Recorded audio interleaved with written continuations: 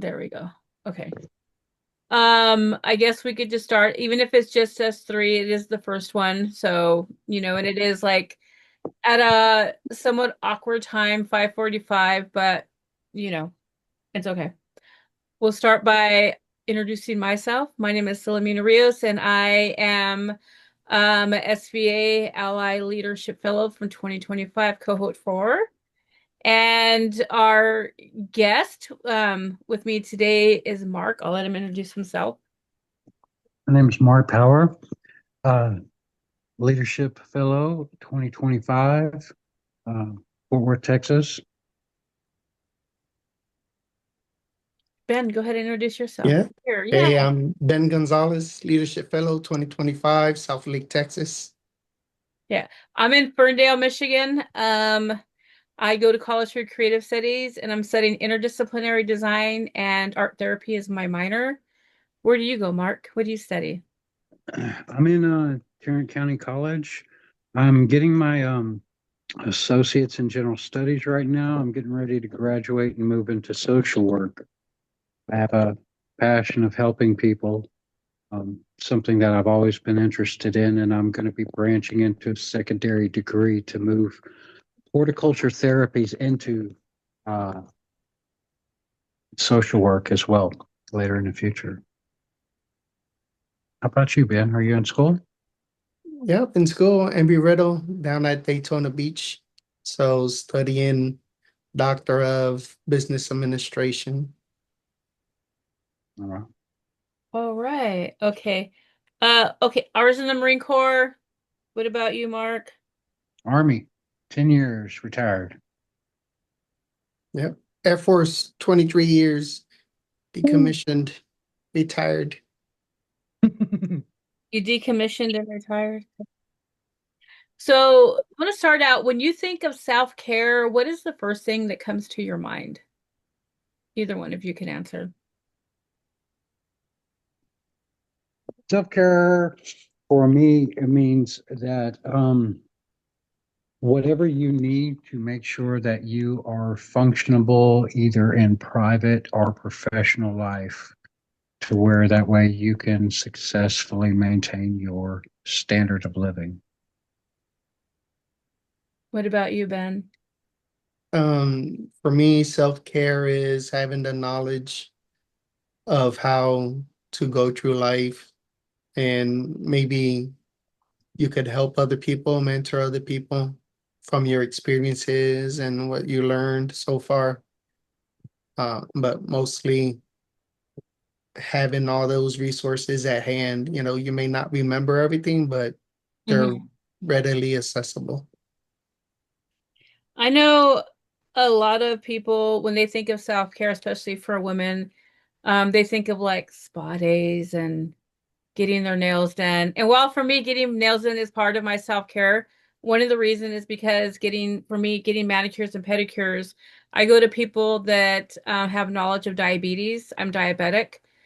So for me, self-care also includes making sure you stay up with your health, mental, physical, all that.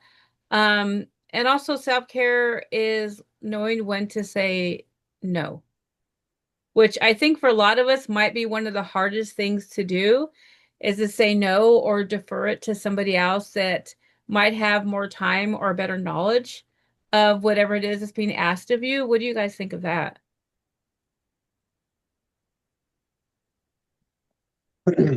Absolutely.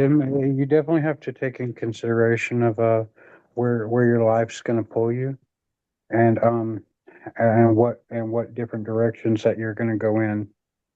Um, it's very important that you stay up on not only your regular hygiene, but things to keep you healthy in general. What about Mhm. you, Ben? What do you think about that? I think meditation and breathing exercises to alleviate any type of stress. A lot of the stuff that veterans go through, it's more chemical, right? In the brain with Yeah. cortisol and all that type of stuff, and just it just puts stress on your body. And even though you're doing all the right things, unless you have that counterbalance to that chemical reaction of that stress, it's kind of it's more being resistant to what you're trying to improve yourself upon. So first you gotta make sure that your chemical is balanced, right? Yeah. And then everything that you do to improve upon that will be a lot easier and alleviate all that stress. Breathing, oxygen, I mean, that helps out a lot, It so yeah, it does. I know for me, it took me a really long time to be able to center myself enough to meditate. My brain doesn't quiet easily. So mhm. I have to, for me, I have to balance between that and like exertion. I found out in 2021 that I'm an adrenaline junkie. Had no clue. I just like to do things. So for sometimes for people, it's like balancing both because they're polar opposites, right? Like just kind of trying to relax your body and your mind, but also like for some of us pushing your body so that your mind can focus on that one thing. Whether it's for me, one thing that I really, really enjoy doing that I'm able to finally start getting back to is working with like heavy weight. I used to do CrossFit, I used to power lift. Haven't been able to do that in quite a few years, really. And so that exertion helps my mind, for me, my mind go think about just one thing, like what I'm doing, being present. Meditating for me, for usually it's like my means my brain is going here and there, and like I can't, it takes a while for me to focus, but I do try to do it every day. Um, what do you guys think about when it comes to self-care? Wait, who joined us? Introduce yourself first. Somebody else popped in. They're sidetracked. Samsung. Samsung, who are you? Red screen.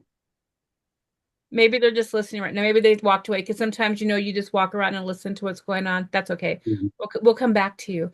Um, what do you guys think about self-care and medical appointments? Keeping them. How important is that to your personal self-care? Especially as a leader, because we're so focused on the task at hand. We're focused on helping other people. How does that play into your own self-care? Medical appointments, any appointments in general. Mhm. That's punctuality is one thing that I assign to my self-care as a necessity. Um, I despise being late. I'd rather not go someplace than be late someplace. So therefore, I don't know, that's personal thing, but Yeah, like, that's fine. when for my medical appointments, I generally make sure that everything's set up on certain timelines because Mhm. being a leader, being a SBA member, and other volunteer stuff, you have to have your schedule very structured. Yeah. And if you don't, then you're just gonna be flapping in the wind. What about you, Ben? How does that work for you? I think if you have medical appointments, you have to keep them. I mean, for one, it's documentation of what you're going through Mhm. and how you're being treated or getting treatment, which helps out a lot because if you log in, the appointments you go to, and then what helped you out during those appointments, what didn't help you out, and what you can improve upon, through the self-care, right? It's like I went to the medical appointment and I Mhm. learned this, but my experience has been this. Maybe I could, sprinkle some of that into what the medical care is giving me, so it could benefit myself. So, I For mean, you have me, to keep your appointments. yeah, for me, I know sometimes because I've had other student veterans and even just students on campus tell me that they have canceled their appointments a lot because of like their class structure, how things are set out. One thing that I've advised people is at the beginning of your semester, because sometimes classes get canceled, so you change your classes. At the beginning of your semester, like a day or two before they start, when your syllabus is, you have everything. What I do is I send a group email to all my instructors, my academic advisor, the dean of students, and also my mentor, who's the director of my department. And I let them know, hey, I'm a veteran. I have medical issues and whatnot. I don't have to tell them what it is, but that because I see specialists and sometimes appointments are set out 6 months ahead of time, whatever, and that these certain clinicians are only in on certain times of the day. If me missing their class maybe once or twice or whatever is going to be an issue, let me know now so I can take a different class. It's just, I think too, it's just being very like because all but one of my classes are in person. Some people are online and they don't, and my online class has a scheduled time. So for people like me, I think that just getting that out there ahead of time and also making sure that your primary care doctor or your mental health provider helps you get ADA accommodations so it can't be you can't be targeted because some institutions will you can lose a certain grade level if you miss so many classes. Like if you have an A, but you miss a certain amount of classes, you get a B. That documentation and those accommodations will prevent that. And I think it'll make it easier for you to show up to your appointments too. So you're not stressed, oh, I can't go to the cardiologist today or tomorrow because we're doing this, this, and this. There's always a way to catch up when you have all your ducks in a row. Yeah, and I think if you talk to your professors, even if it's a live class, Mhm. in-person class, just ask them to record it because, your medical appointments are more important than that class, which can be recorded. So once you come back from your appointment, you'll be able to see what he taught, you Yeah. know, and you can't record your medical appointment, but you could record your course. And if it's that far in advance, any sane professor will accommodate you and not have an issue with that. No, I mean, because I have studio classes where there's not a ton of instruction, but there is, a portion, and then there's like a lot of work time. So all four, four of my five classes are 6-hour classes because we have instruction and we have a studio. Part of my accommodation is recording and videoing. So if I'm not there, I have somebody in the class that'll take notes for me and video anything that they think I might not understand with with video or with just writing it down. So yeah, recording is very, very important. And depending on your school, you might want to make sure that's written into your accommodations. I know my dean of students, I have my accommodations that the doctor wrote out. He's like, do you want me to add anything for you? Like, he's like, because you kind of know how you learn more than your doctor knows how you learn. I'm like, that's true. Mhm. Okay, Samsung, are you there? Can you introduce yourself?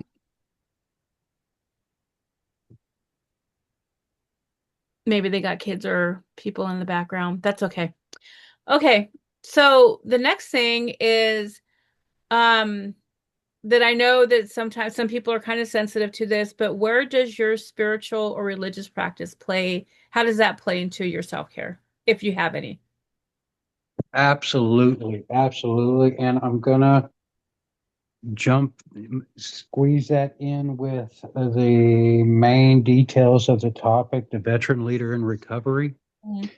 Um, with 15 years of sobriety from alcohol and 10 years of sobriety from hard drugs, um, faith has been one of the most imperative healing restorations of my journey. That started the initial process of caring for myself and loving for myself. I didn't initially put it first and foremost. I refound my faith in prison. I got saved. Um, I got out. I attended a church. I spoke to one of my old pastors, and then I was able to reconnect to a church when I moved back here to Fort Worth.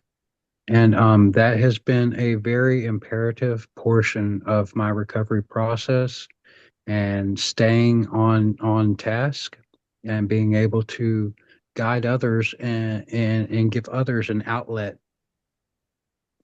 and be able to mentor others. What about for you, Ben?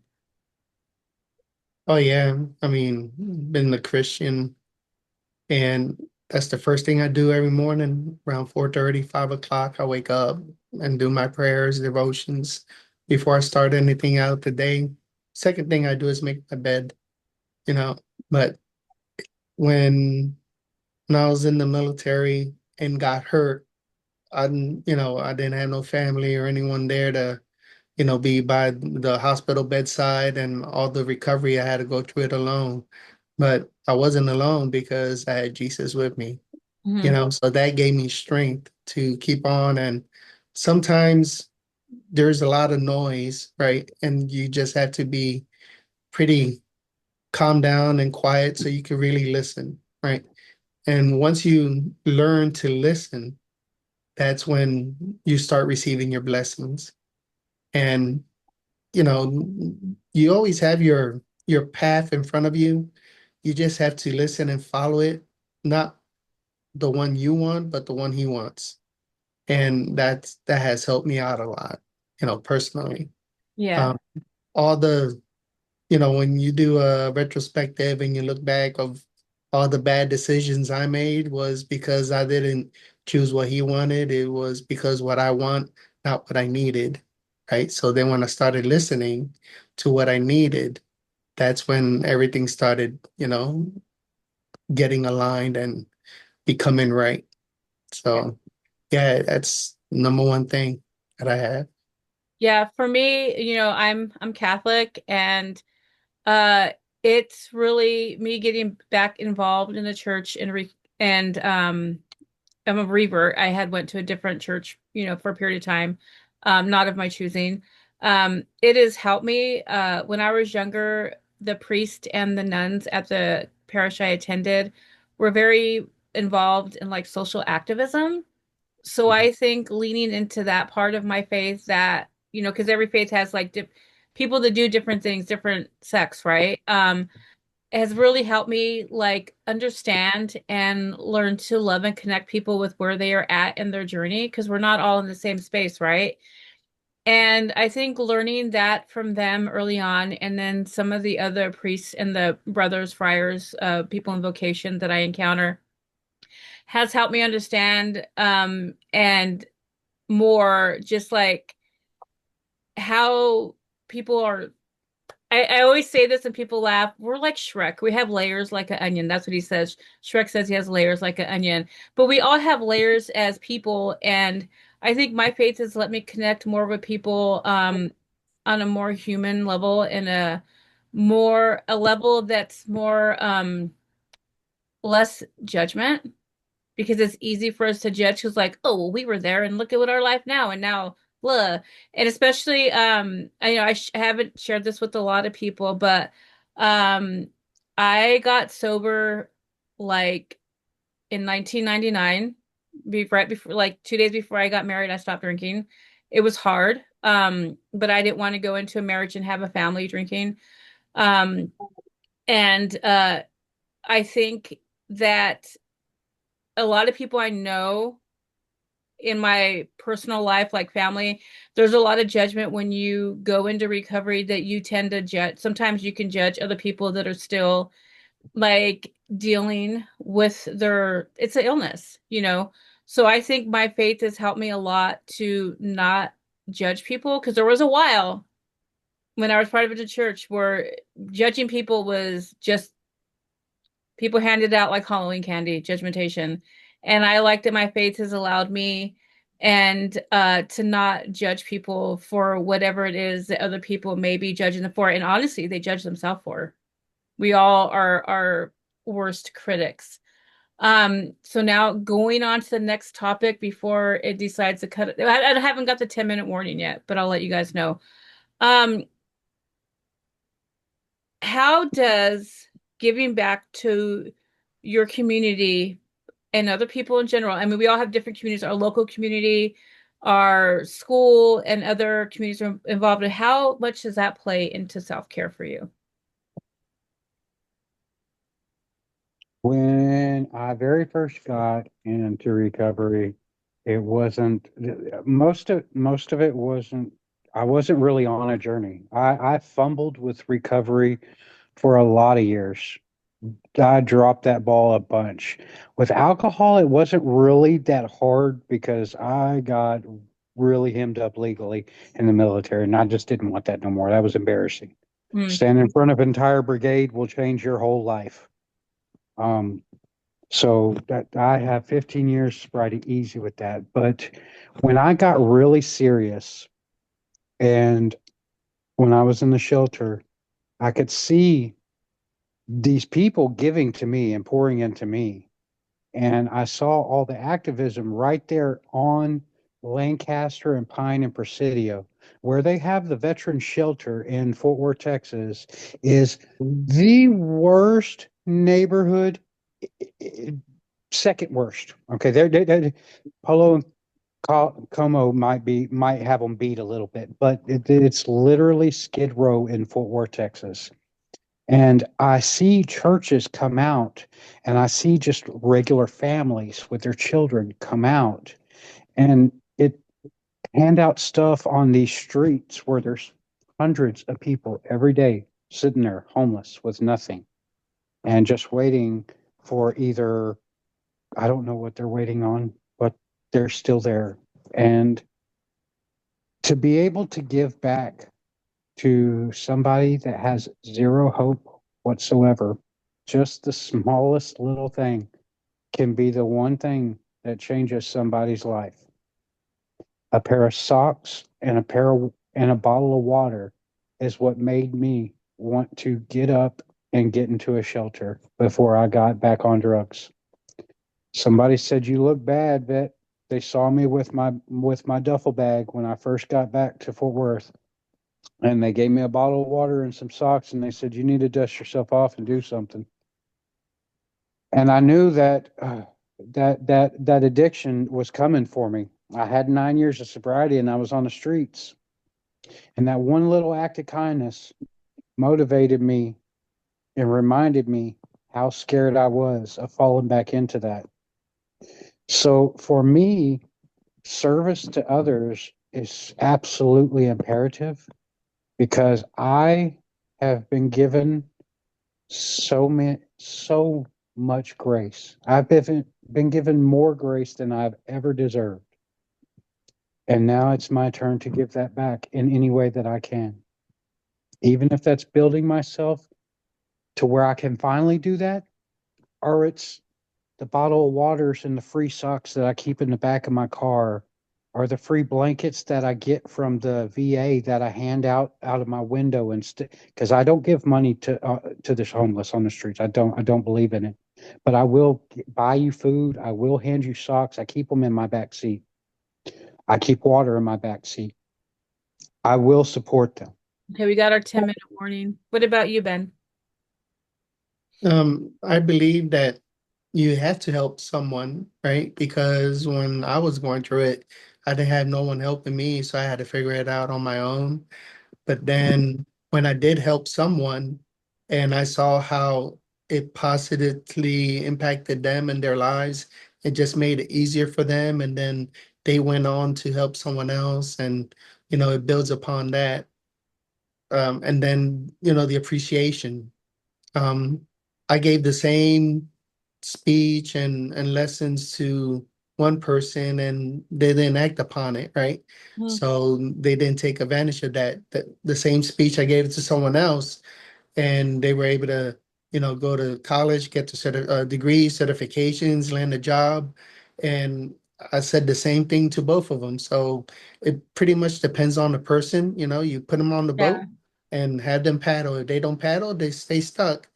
If the other one paddles and they go somewhere, so it's the resources there to help the other person, and it has to be selfless leadership, servant leadership, help them even if they don't ask, just plant the seed. Hey, have you heard about this benefit for Texas veterans that the state gives you? It's all Mm. free. Have you looked into that? If they say no, like take a look at it, and if you need anything or help, let me know and I could explain it a little bit more for you.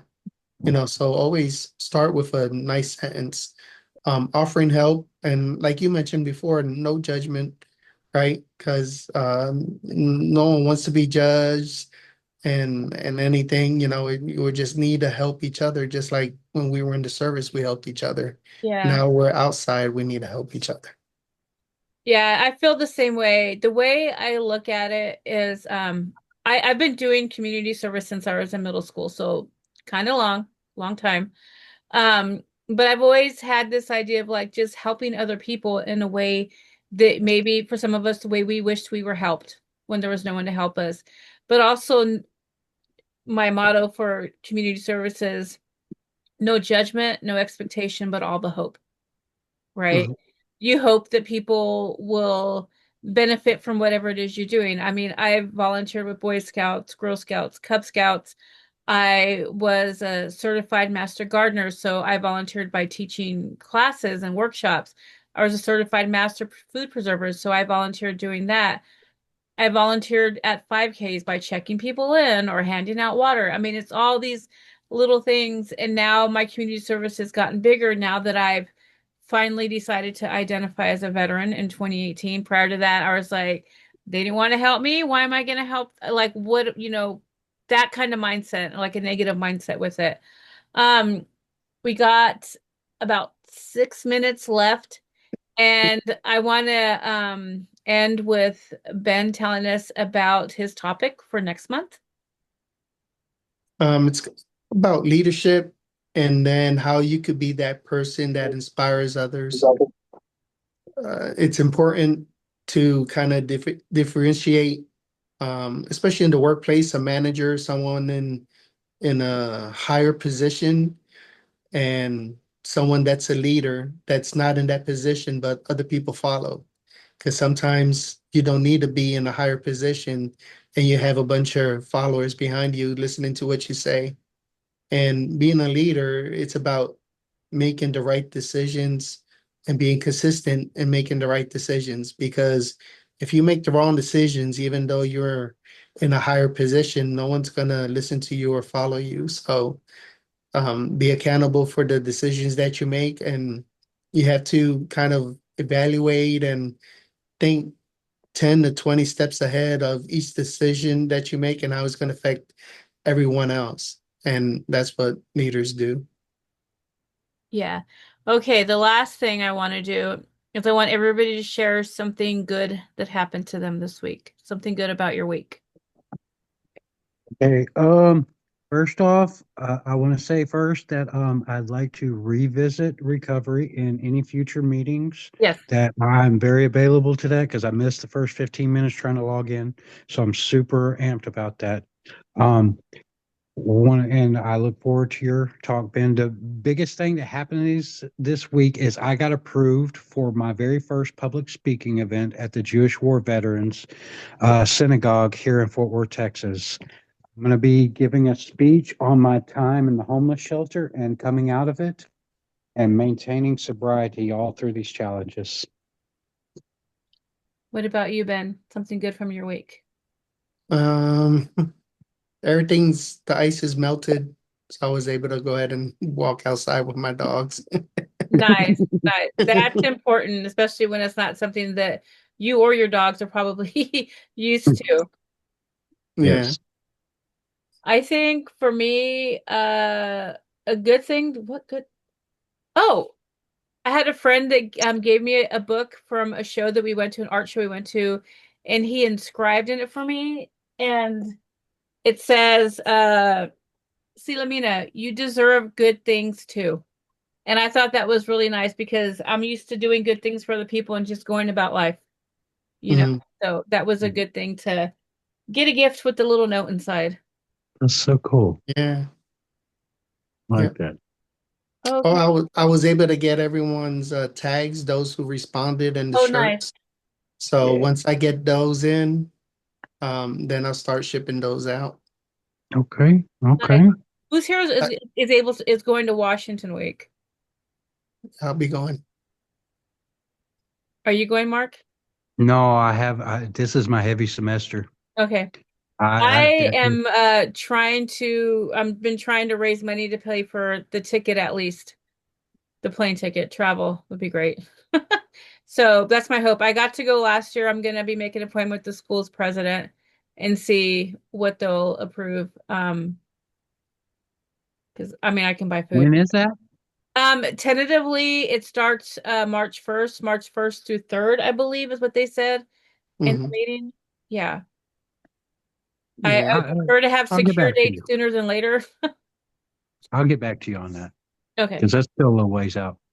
Yeah. yeah, yeah. I'm gonna try to get there on a Saturday and then leave on a Friday. Yeah, that's what I want to do. I want to get there the day before and leave the day after because I need a little recovery time. Washington week is pretty busy. Hmm. I went last year. It was the first time I went. It was my first event for SBA. I went without a chapter even at my school.